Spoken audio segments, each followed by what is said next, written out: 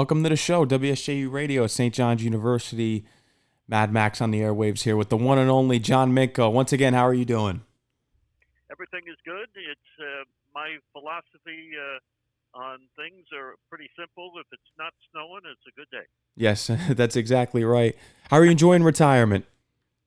Well, it has its moments. It takes some getting used to, and putting your feet up and relaxing. Exercising a little bit more, and a little bit more difficult when the weather is not good. But St. John's basketball keeps me busy, especially during the winter time. But no, it's going well. Yeah, it's a difficult time, especially to retire now because of COVID-19. You really can't enjoy retirement with traveling wise. I'm sure you want to travel around the world, Yeah, well, I don't know about around the world, but around the but country. yeah, I do want to go, some places, some islands or something like that. But that's that's going to have to wait. You have to be patient in these things, and what else can you do? Yeah, there really isn't much that you can do right now. But when COVID-19 hit us in the United States, how did that impact the fan right away? What were some adjustments that you guys had to make right away? Well, the first thing is when it impacted it. I think it was on a Thursday or a Friday. Mhm. I worked. First of all, I did the play-by-play of the half a game at Madison Square Garden, Mhm. and that's when college basketball was completely shut down. That was St. John's and Creighton, and after 20 minutes, they called it off.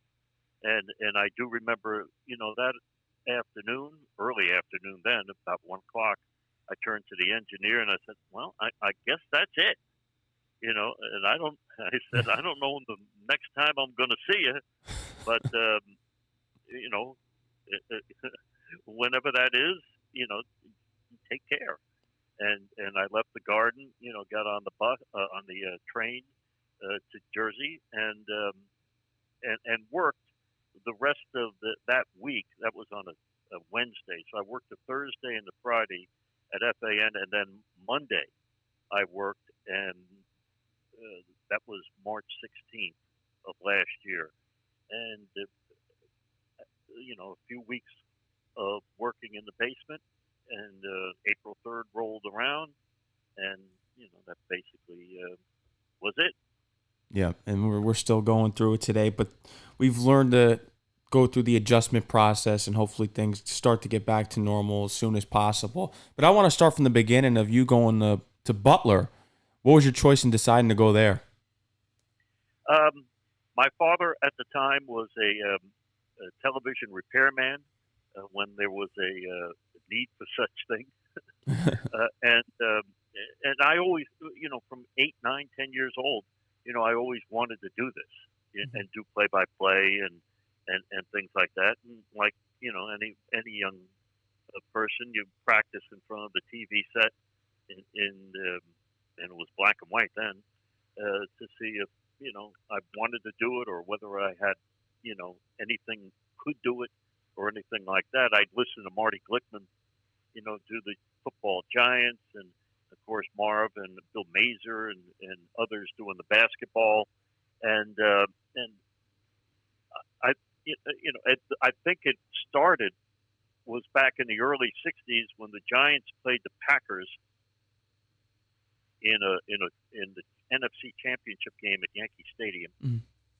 and the game was not, believe it or not, the game was the NFL championship game was not on television locally. I mean, Wow. you literally had to listen to the radio, Yeah. and I was up in my bedroom listening to Marty Glickman, and I said, you know what, I think I want to try and do that, and so that's when I first got the desire, and like I said, my father fixed the television set in Norwood, New Jersey. There was an executive from NBC Mhm. that was there, and my father said, I think my son wants to do this, this, and this. Should he go to Syracuse? Mm. And the person said no. And my father said, well, where should he go? And he said, Butler. And my father said, where's Butler? And he said, Indianapolis, Indiana. They had a radio and television program. You would major in radio and television. And their radio station was 37,000 watts Wow. on the FM dial, and there was no syndication. It was all run by students. The whole thing. Classes, radio, you did the play-by-play, you traveled with the basketball team. Now, granted, Butler basketball was not like it is now then. Yeah. But it was a 37,000 watt FM. You could hear it in the whole. Matter of fact, in central Indiana, just about the entire area. And it was interesting because I always came up with the thing. I said, we're here for WAJC. We learn at the listener's expense. Yeah. And we all battled. All our radio majors all battled for shifts and stuff. We were running the sign up, to go on the air there. So that's basically where it all started. And, I got to do the games. And at the end of 4 years, they placed me. They gave me a job. They placed me a job placement, and it started in WSAL in Wilkinsport, Indiana. So if it's not for Butler, I wouldn't be anywhere. Yeah, that's for sure. And you exceeded there. And in 1987, you started working at the Fan. What was your journey there? Well, the career started at Logansport, and I thought, and Logansport is about 45, 50 minutes away from West Lafayette, and I was doing high school games, lots of high school games. Yeah. And you got to remember too, high school basketball and high school football is different out there than it is here. Yeah. I mean, you have, radio stations, competing for rights to do high school games. Yep. You have high school gyms that are 6,000-7,000 people, and they're filled up on a Friday night. And so I, did a lot of those games. But I thought about, if I was going to do anything, I would have to get closer to a bigger city. And that doesn't mean get a job in the city, but so I took a job. Actually, it was, demotion, I guess you could say. I took a job in Plainfield, Indiana, right outside of Indianapolis, and parlayed that into a part-time job doing sports in Indianapolis, and then from there it came to New York. Mm-hmm. Earned the nicknames Coach and Dean of Updates. What did those names mean to you? Well, Coach, I was the coach of the WFAN basketball team back in the day, and as far as the dean is concerned, I don't know about that, but that has something to do, I would think, about its longevity. And right up until now, I was at FAN at day one. In other words, I worked there when no one listened. Yeah. And so I think that's where that comes from. How did the station change overall since your time in the beginning there in 1987 all the way up to 2020 when you retired?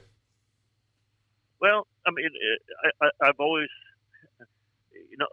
first of all, in some respects, it didn't change a lot because we have a ton of people, and I don't know what the number is. I wish I did know what the number was of people that have been at FAN for double-digit years.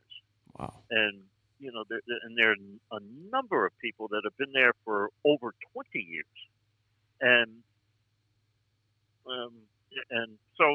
a few that made it to 30, and I don't know how, but I'm one of those.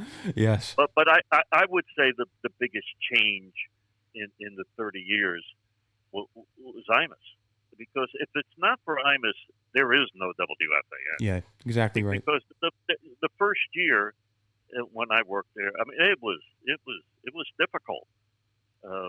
we no one had ever done this format 24/7, and and it was not doing well. I mean, we have to be honest here. Yeah. But when Imus came in the following year, what he did was give us ratings in the morning, which is basically what you need to survive as a radio station. Yep. Is ratings in the morning, and he also brought in revenue to support the other aspects of the radio station, i.e., Mike and the Mad Dog. Yep. So basically, Imus brought in the revenues so that they could try out Mike and the Mad Dog, and we had the same afternoon and morning drive team for 16 years, and Mike and the Mad Dog went for 19, and Mike goes for well over 30 until just last year. Yep. Just a legendary career. So the big change is when Imus left, and Boomer and Carton come in, and we didn't miss a beat. Obviously, that's pretty good. Yeah, it is. What was interesting, I even had Chris Carlin on a few weeks ago. We were talking about it, just the impact of Imus. His show was so huge that he was on MSNBC, and you never see that for a major radio show. No, he's the smartest person radio-wise that I've ever come across. Mm-hmm. I mean, he knew what to do. He knew formats. He knew, I got to do this here. I got to run this commercial here. I got to take Minko and throw him out. He knew. He's the smartest person in radio that I've ever come across.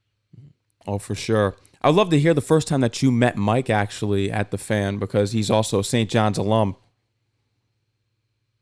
Well, Mike started on the weekends, doing a 10 a.m. to 1 p.m. show. So I didn't see much of him there because in the very beginning I worked overnight. Yeah. So we never came much contact. But then his rise was pretty quick, and he worked middays with Ed Coleman, and I started working middays basically at the same time, getting off the overnight, and that's when we got to know each other. The exact first time, I don't remember that. I mean that's a long time ago. You always knew when you were going to be given the updates, because you would always go, "Here's the Mick Man." Yep, well, I knew that, but we got to remember too. In the beginning, back then, he's with Ed Coleman. Yep. And then of course with Chris Russo. Yep. So when he threw to me like that was basically after Chris had left. Yeah. You're exactly right about that. And in 2008, I want to start getting back into the play-by-play for St. John's. That's when you became the play-by-play announcer for St. John's on the radio. Yeah, and picked up the road game at Creighton off a TV screen. But whenever that was my 400th game at St. John's. Mm-hmm. So it's obviously been pretty good. People at St. John's treat me well. They treat me very well. Yeah. And all the coaches and the players that I've gotten to know, and the administrators and things like that. St. John's has been. Let's put it this way: St. John's makes me happy. I mean, it's been a tremendous relationship from my standpoint. I'm sure you've had the chance to meet Lou Carnesecca, and he is one of the nicest people that you ever meet in your life. Oh yeah, I mean, there's no doubt about that. He's had some life, and between the coaching and a lot of folks don't remember. Oh, some do. That he coached in the ABA. Yep, the Nets. And he coached the New York, and it was at the time that I was at Butler. Oh, And wow. the Indiana Pacers used to play at the Indiana State Fairgrounds Coliseum, which I would say is about an hour, 45-minute walk from Butler. And I was young then and not allowed to have a car. Mhm. So I used to walk from Butler, and the seats were only like $5, and you could walk from Butler all the way to the state fairgrounds. I used to go by myself and sit upstairs, and I remember Rick Barry and Coach Carnesecca, and of course those old Indiana Pacer teams, which became a pin-up at that time. Yep. You also, when you started play-by-play, Norman Roberts was the coach at the time. Yes, Norm Roberts is the first coach that I was with at St. John's, and tremendous to me. All the assistants, and Mark Brado, who was the sports information director at the time. I remember that. I mean, they welcomed me, and the one thing that is consistent about all the coaches at St. John's, whether it be Norm Roberts, whether it be Steve Lavin, Chris Mullen, Yep. or now Mike Anderson. So I've gone through 4 of them. Is that they've been nice enough to make me part of the team, or make me feel like I'm part of the team. And I don't think that happens in a lot of places. No, not But at it all. does at St. John's, and that's tremendous. I was surprised when Chris Mullen stepped down because his last season was pretty decent. Yeah, they had a good season. Yeah. I mean, the NCAA tournament, and the first 4 is the NCAA tournament. Yep. And but it's something that he chose to do, and and then Mike Anderson has come in and has done an excellent job as well. Yep. I thought they were going to go far this year, and then a game that got me frustrated was the game against DePaul. I had a bad feeling. As soon as they lost that game, I was like, oh, we're in for a rough ride now. Well, yeah, but had they had beaten Seton Hall in the Big East tournament, you don't know. I mean, this has been it's a hard season to predict. Yeah.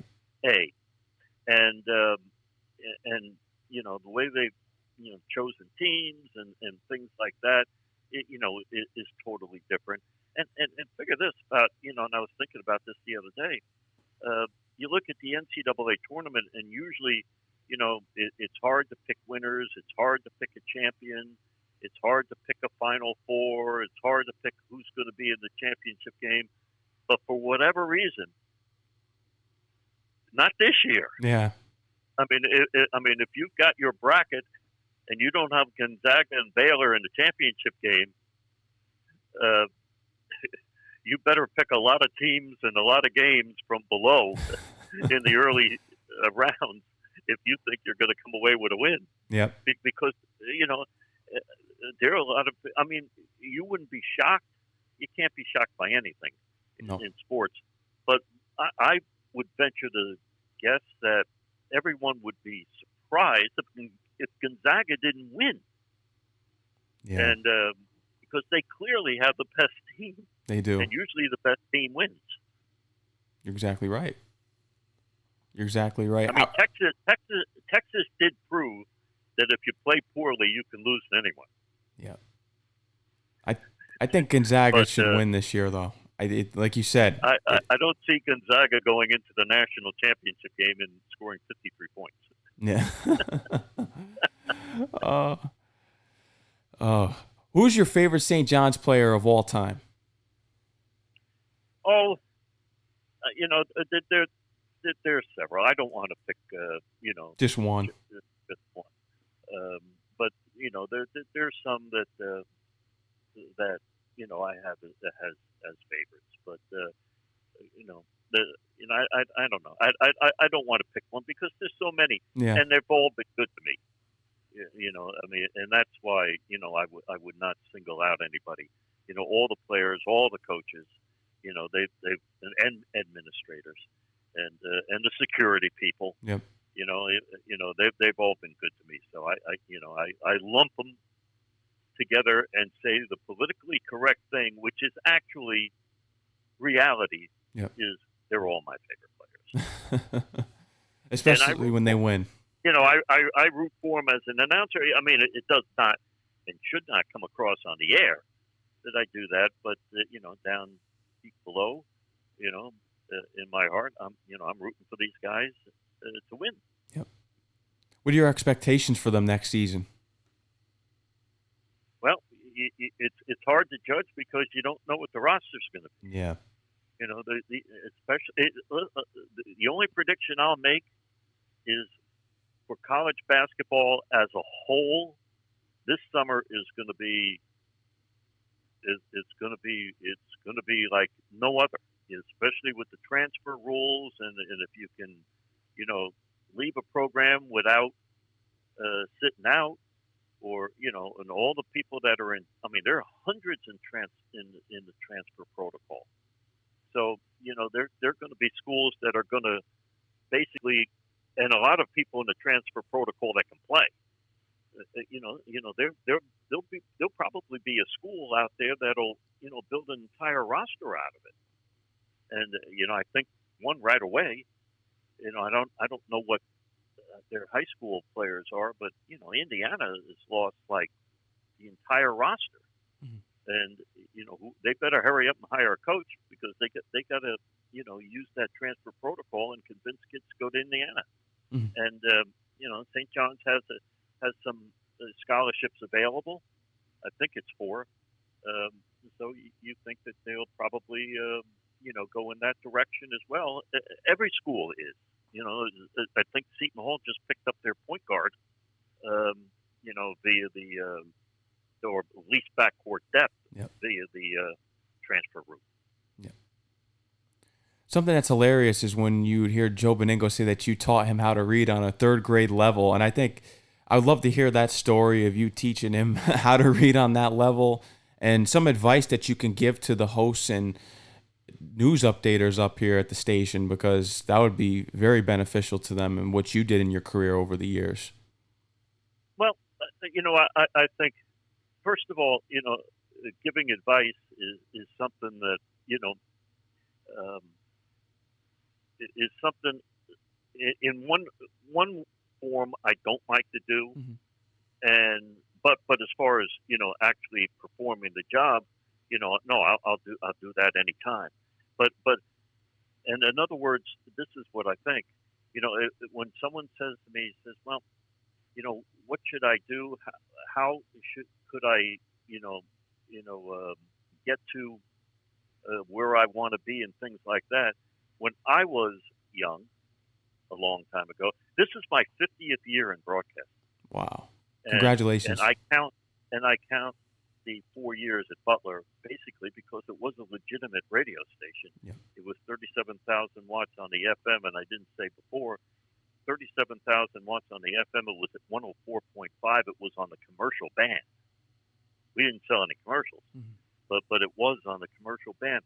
But from the progress from there, and because I don't know what to tell someone that's young, because I went from Butler to Logansport, Indiana, a town of about 20,000. When I used to look out my bedroom window and I saw cornfields, and I said, well, and then worked in Plainfield, which was closer to Indianapolis, so that was more of a suburb. Yeah. So I don't know what to tell. I'm not gonna say, well, I think you need to leave New York and go to Poughkeepsie or go to Albany or go to some small town, because I don't think kids are doing that now. Yeah. And one of the reasons why they're not doing it is because jobs are not available, because back when I was young, these local radio stations, there was no syndication. No. You ran music because FM was basically just starting. So you ran music on the AM dial for the most part, and it was all live. We in Logansport, we signed off at midnight, and then we was back on the air at 6.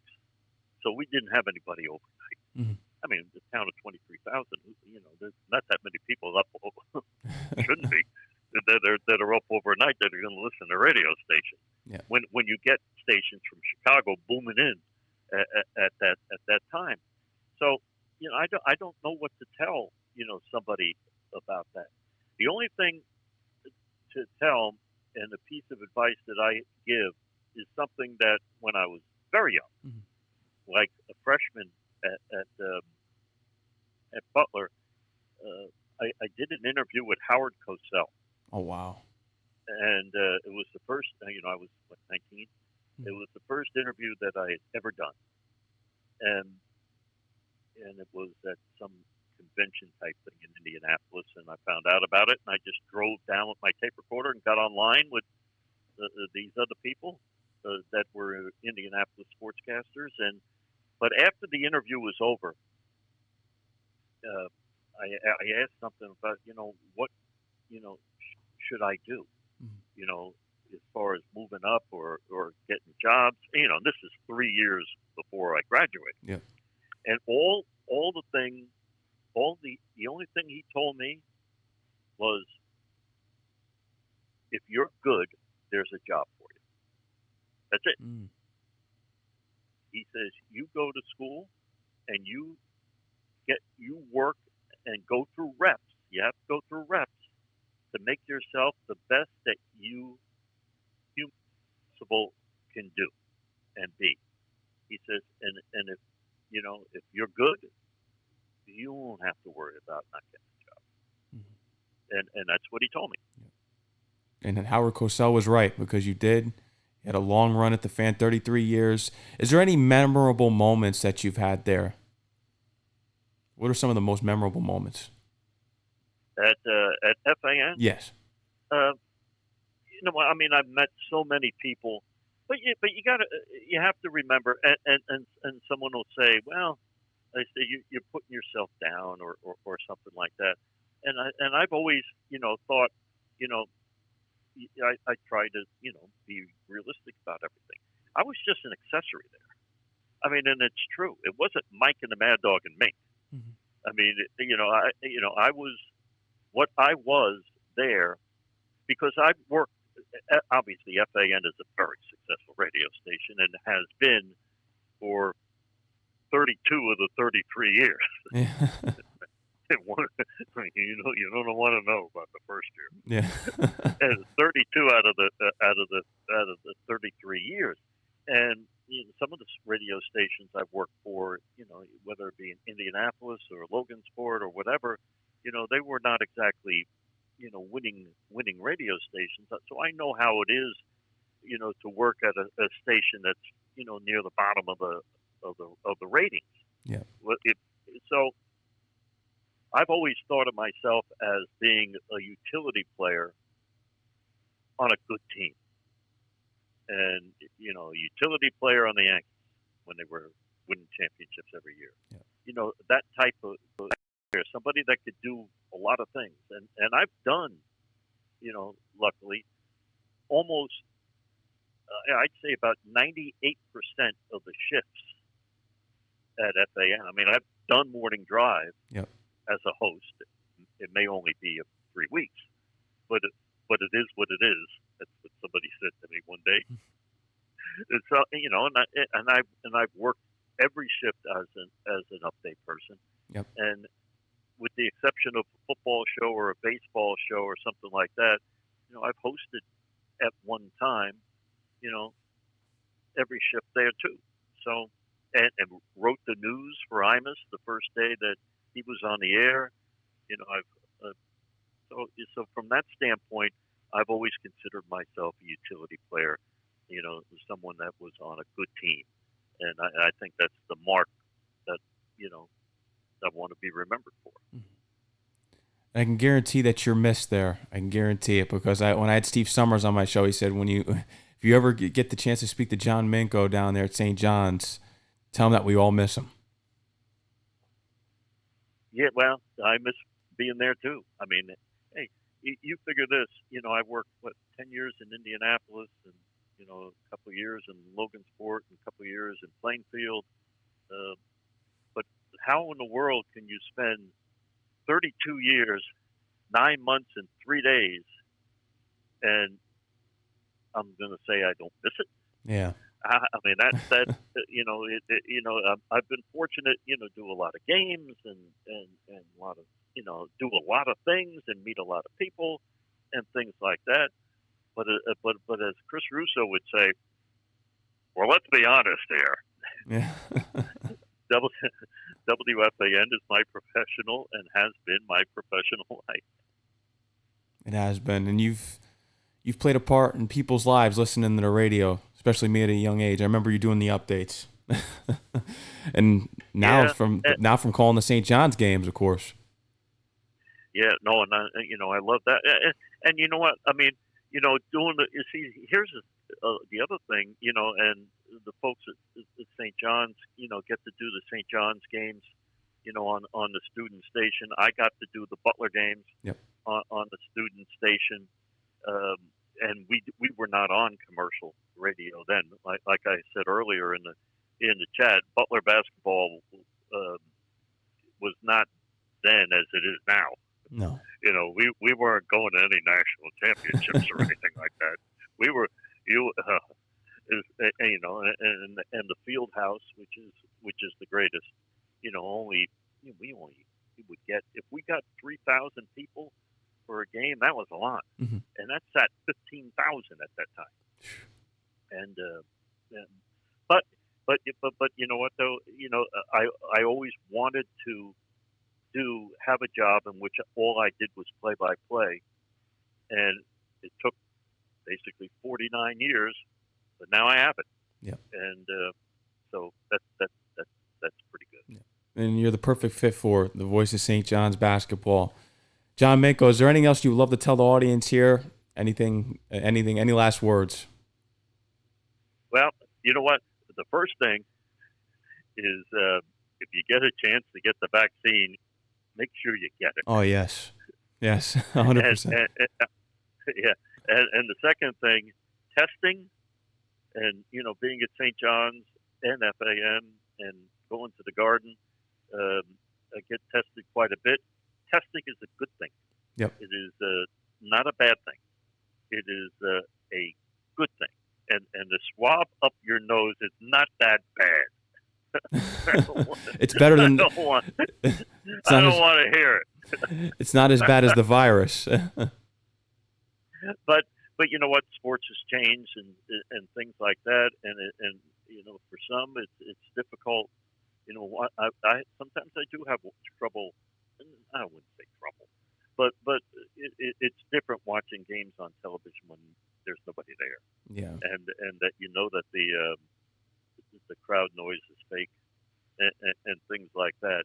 And I know that sports has changed here in the last, whatever you want to put in there, years wise, that sports has changed more to, like TV shows, there's and things like that, as opposed to just doing the game. That's the one thing that I would give advice to, is make sure that when you do a game, it's not about you.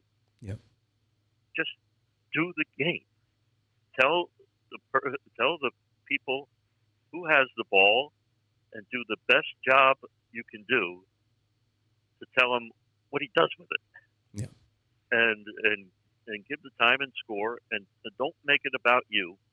And that's the one thing. If there's a mentor that I've had, it's Don Fisher, who does play-by-play for Indiana. He's done it now for, I think, 47, 48 years. Mm-hmm. And he was my boss when I worked at the radio station WIRE in Indianapolis. And that's the one thing. I mean, he taught me how to make charts and things like that, and how to, a philosophy about doing games and things like that. But the main thing, and we were the IU station at that time, mm-hmm. Well, not now, because that station doesn't exist. But he basically told me, he says, it's not about you. Don't develop any personality on the air. Just do the game. Yep. That's it. tell them what's going on. Tell them how many fouls they got, how many points he's got. Tell the score, and that's it. Don't make it about you. Don't make anything about you. And I tried. Did that at FAN, hopefully, and hopefully I bring that type of personality, to St. John's. That's not about me. You want to hear the game. Somebody that watches every single game, that knows everybody, and things like that. And hopefully that's the reason why they listen. Yep. Well said. Well said, John Minko. I want to thank you for coming on the show for an interview today. You're well loved up here at St. John's. Thank you for all that you do for the basketball program. Well, thanks, Max, and looking forward to another season coming up in, well, whenever they decide to start. Hopefully it's in November. I hope so too. Whenever they decide to start, it's great being on with you, and good luck to everybody at St. John's, and I always try to meet everybody that does the student, and help them out. I help them out, as best I can. But that's the biggest advice. Make sure it's not about you. Yeah. And if you do that, you know what? I think that and what Howard Cosell told me, I think you'll be all right. Mm-hmm. Well said. John Minko, I want you to take care and stay safe. We look forward to having you call the games next year, and hopefully we go further in the tournament. Yep. Well, I'm looking forward. You know what? It's odd, and I've watched, now that I'm retired, I can watch all these NCAA games. Yeah. Even the NIT. Yeah. And it makes you say, I said, gosh, November's a long time. Yeah. I said, I have to go through the entire summer before I do a game again. And the answer is, hopefully the summer will go quick. I hope so too. John Minko, I want you to take care and stay safe, all right? Okay, Doug. Thanks a lot, Mac. Yes, John Minko, take care.